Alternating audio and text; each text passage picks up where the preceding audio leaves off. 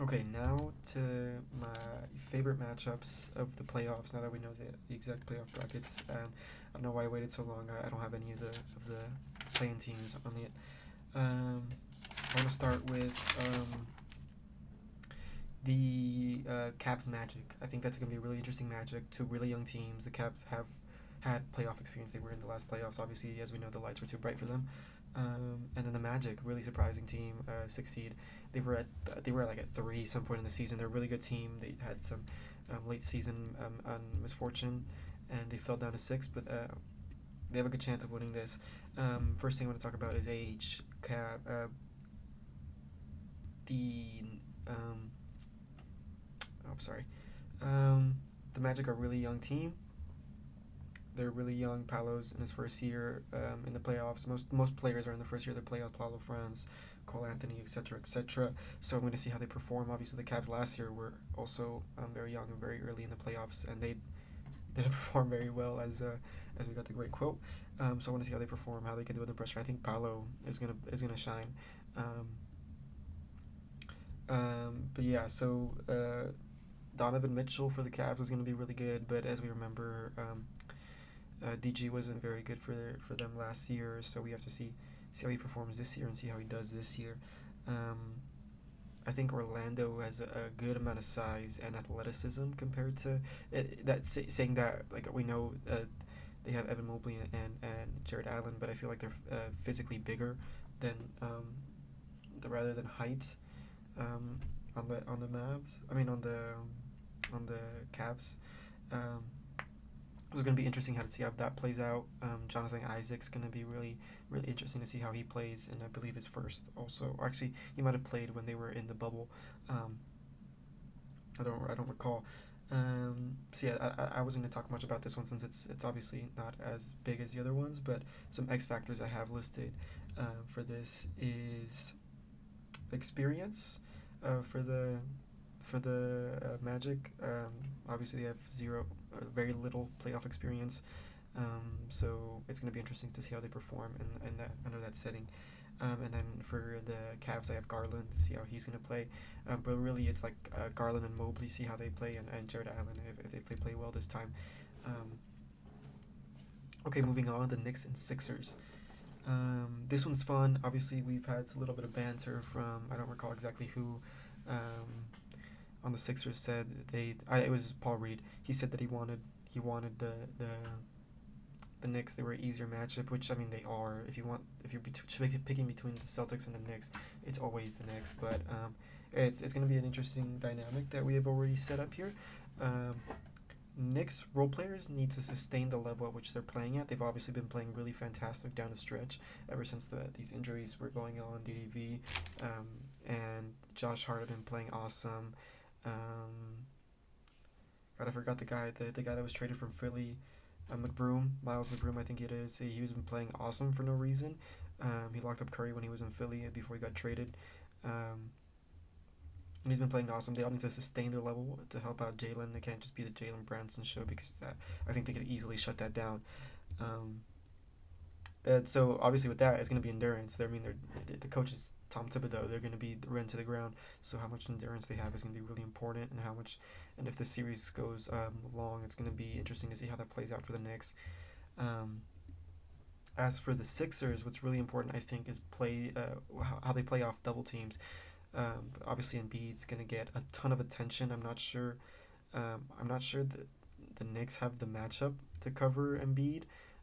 Whether that be Hartenstein or Mitchell Robinson, I'm not sure if he's back yet. He might be back. Mitchell Robinson, which whoever's on, I don't think they have the physical capacity of guarding Embiid. I'm not sure there's many people in the league who can guard Embiid for that matter.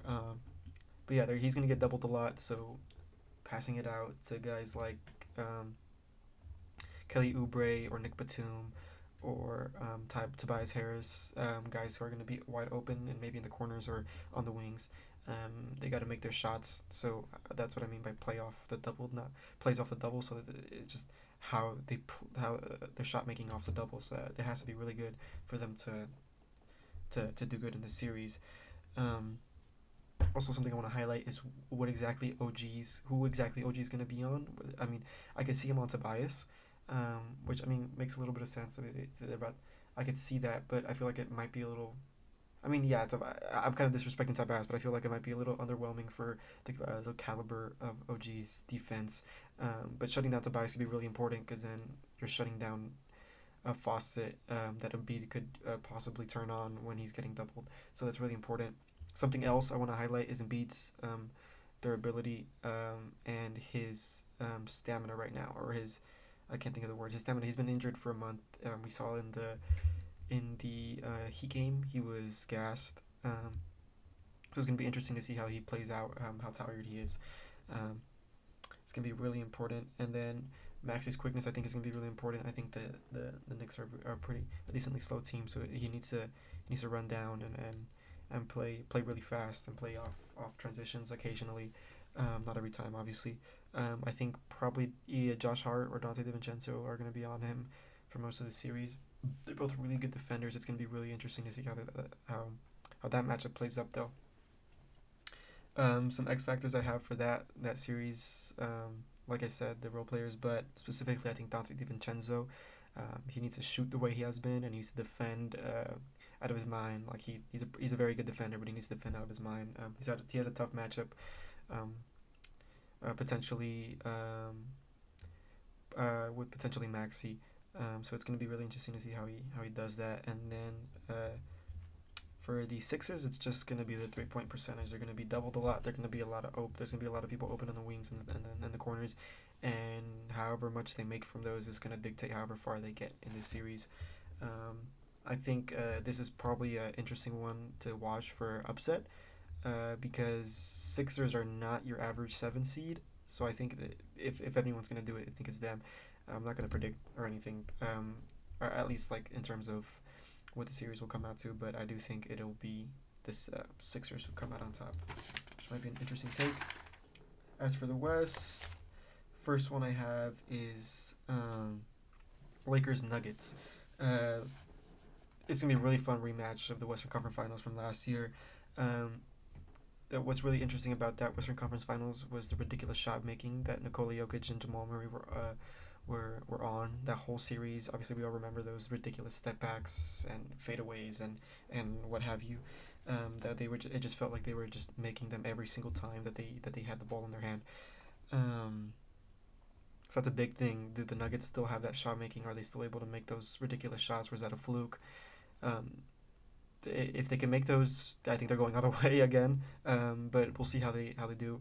Um, if we remember last year, one of the adjustments that Darvin Ham made was switching Rui Hachimura onto Jokic and then having AD roaming. I think that's going to be really important. I think that is a key to stopping Jokic.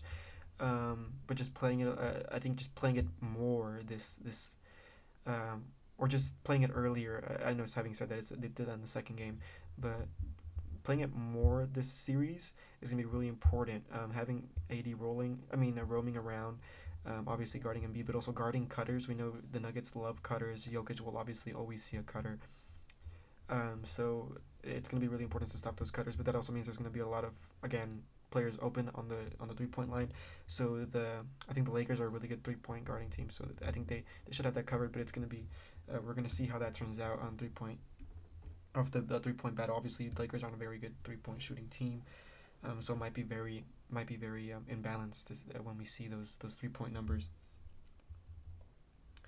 And then Lakers defense is obviously fantastic. We already covered a little bit, but Lakers defense has been fantastic. It was fantastic last year, but obviously it faltered a little bit. Something we have to. They have the personnel still. I think they have some of the best personnel in order to stop Jokic. With I'm not gonna say Rui Hachimura because he's not gonna stop Jokic, but with AD and then that combination of Rui Hachimura and AD, and then even Jackson Hayes this year, it's gonna be really interesting to see how they play together. Jackson Hayes might be a better candidate to put on Jokic, since he has more size, but then you have to be careful with the foul baiting. Um, yeah, some X factors I have for this series is D'Lo. We all remember he played pretty poorly last series. Um, I remember staying like 2 hours after the game to put up like a bunch of free throws, and they amounted to nothing. Um, and then the Denver bench. The Denver bench needs to be great. They've been better. They've been improved this year, I think. But they need to be good in the playoffs. Obviously, they lost a massive part in Bruce Brown and Jeff Green, and so now their bench needs to step up. They have good bench defense, but they need to get some scoring going on there, and Reggie Jackson's a big part of that. And then finally, I think what is going to be the most fun match of the playoffs is the Mavs Clippers. It's going to be really fun. There's obviously a rematch of several meetings we've had before between Luka and Paul George and Kawhi. And this was going to be really interesting because Luka's team is by far the best he's had during those couple of matchups. But I think so are the Clippers. They also have the best team they've had. Obviously, they were down a little bit after that like ridiculous the run they went on during the winter, and they're a little bit down from then. So that's also a big part. Which Clippers team are we getting? Are we getting the team that went on that like 25 and like 2 run, or are we getting the Clippers team where Harden is contesting Kawhi? Um, it really depends on which Clippers team we're getting to see who's going to come out of that series. Um, something, where'd it go? Something I have down here is exposure. Zubats. How much is he going to get exposed? He's obviously going to get targeted in the pick and rolls. They don't want Kawhi. They don't want Paul George. They don't want any of those crazy defenders on Luka. They want Zubats every single time, and the Clippers really have to protect Zubats if they really want to win the series. So another thing is hedging. How much hedging is going to be in the series? Obviously, Luka gets hedges a lot. Obviously, since he's also not the best defender. I think I think personally he's improved from where he was at previous years. But he's I think the series is going to have a lot of hedging involved. Um, so yeah, I think that's going to be the most fun series. Kawhi, Paul George are going to show out. It's really important to see if Harden is going to show out. If Harden plays well, I think they have a really good chance of winning. But the Mavs are also on a heater from offense. They've been playing really well together the past couple months, as we all know. So it's going to be a really fun series. It's going to be a really offensive series. They're both offensive teams. Clippers are obviously the better defense, but Luka. The X factors I have for this series is for the Mavs is PJ Washington. He was just traded. He's been playing really good, but his 3 point percentage is really down. He's been shooting pretty poorly ever since he got traded. I think sub 30. You can correct me on that if I'm wrong. But it's going to be really important to see how he fits in and how much he's learned of the offense already by now. And I think how well he plays is really important, especially defensively, because he's probably going to have some pretty tough guards with Kawhi or Paul George. But I think he's a big X factor for the Mavs. And then it's really everyone on the Clippers. But I wrote down Norman Powell, so he's on or off sometimes. He has to hit his shots. He has to hit his jumpers. It's really important. They're gonna PG, Kawhi, and Harden are gonna get a lot of attention. So him and Terrence Mann are gonna have a lot of open shots. They need to hit those. Obviously, we know Terrence Mann has hit those shots before because in that Utah series that the Clips won, we all remember him hitting those a million threes in that one game. But they need to do that again because they're gonna have a lot of time and space. Yeah, that's that series. I think the playoffs are going to be fun. Those are my top matchups. Yeah.